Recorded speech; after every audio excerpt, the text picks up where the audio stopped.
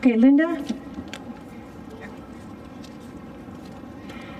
going to walk you through a little bit of information about how much impact EIP has had, because it's always under the radar and it's not reported, and you would be very surprised how big the impact is. Linda's going to give you a little idea of that. Thank you, Ruth. Okay. As you all know, when we did get started, we worked very hard to work under the radar. We knew that we were learning what was going on. We had a lot to learn, and we felt it was wise to take that learning curve and not put a big spotlight on it, but to do the work seriously. We have not taken this effort to get attention or pat ourselves on the back. We were citizens who really wanted to know what is happening and why are the kinds of bills that are seeming to destroy our state, why are they being passed and we're not aware of it? So here's what we've done in the last 2 weeks under the radar was gather the information, which I talked about earlier, but here's what's happened now with the beginning of the summer. As we began to send out our legislative alerts across the state, all of those citizens who were receiving those legislative alerts did make the phone calls. And all of a sudden, they noticed here up in Sacramento that people were calling from multiple counties across the state. I believe, and I would venture to guess, that was probably unique, that there might be so many people across the state calling about a bill regarding elections. And we had some of our people who are calling and emailing and faxing contact us and let us know that some of the responses they got when they called were questions asking who's organizing this, and who is the Election Integrity Project, and are you speaking for yourself or are you speaking for them? And citizens had a chance to actually address those questions in Sacramento. So we began to make ourselves known, our citizen effort known, and they began to become aware of us. And then we moved into AB 817. And many of us were following this bill from February. We were calling, we were opposing it.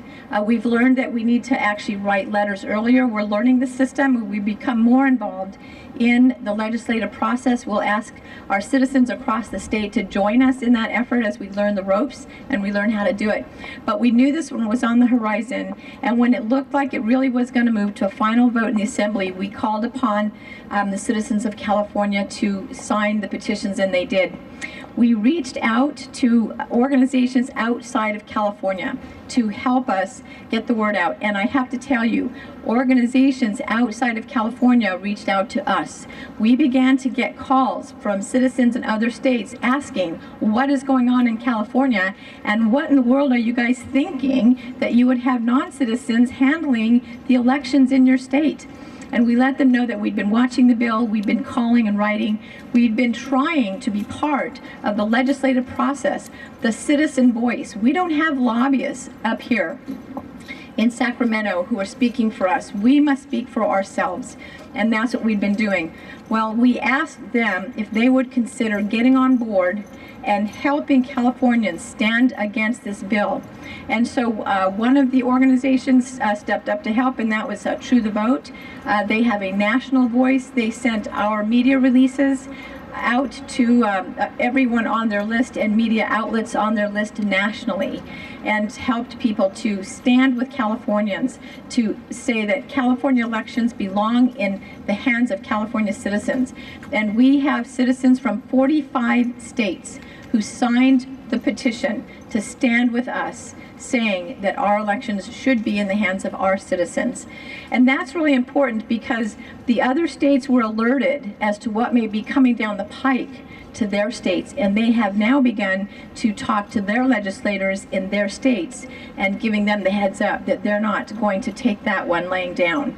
So because of our effort, because we pulled together an effort in which we could speak, we've started to ripple now in the other states. I know many of us also often hear that people in the other states laugh at us. We are the land of fruit and nuts.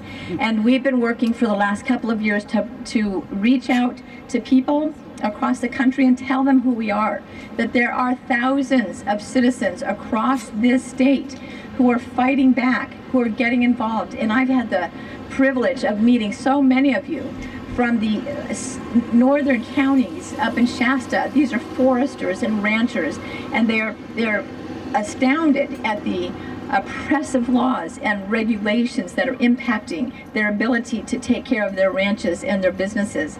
All the way down the state, all the businesses being hit.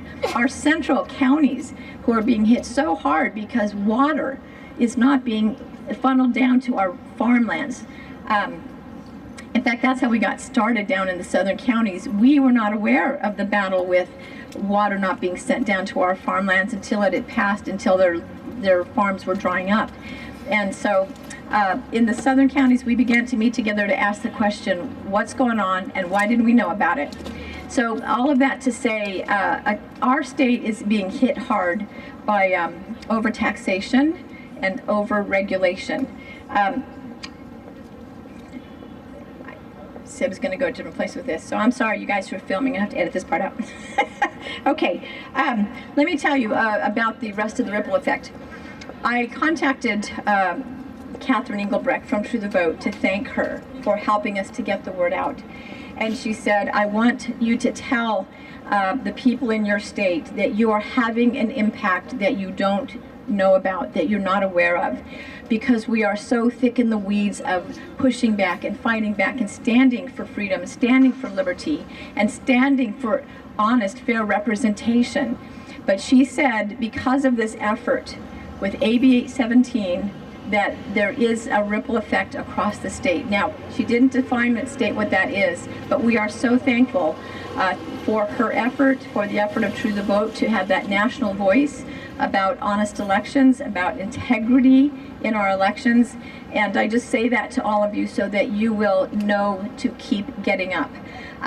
Here in California, we seem to get knocked down on a regular basis, and yet we keep dusting ourselves up and moving forward. So you all are heroes to me. When I talk to people outside of the state, that's what I tell them. California is filled with heroes, unnamed heroes who get up every week and fight the good fight to restore sanity to our state. I'm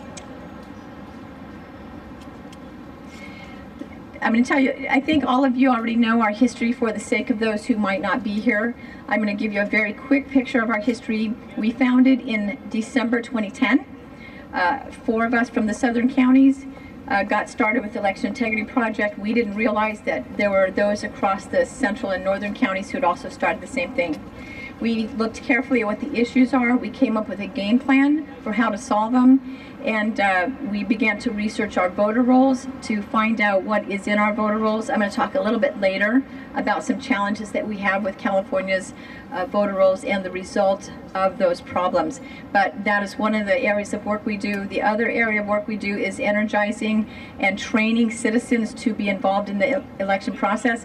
Let me tell you, we are very blessed in California that our state allows citizens to observe every aspect of the election process. There are some states that don't allow that. So I'm very thankful for that, that because of that and because you went out to see, we were able to get the big picture. And again, we'll talk a little bit later there. We're going to try to keep things moving today. Again, I'm speaking to the choir here, and again, thank you so much. Let's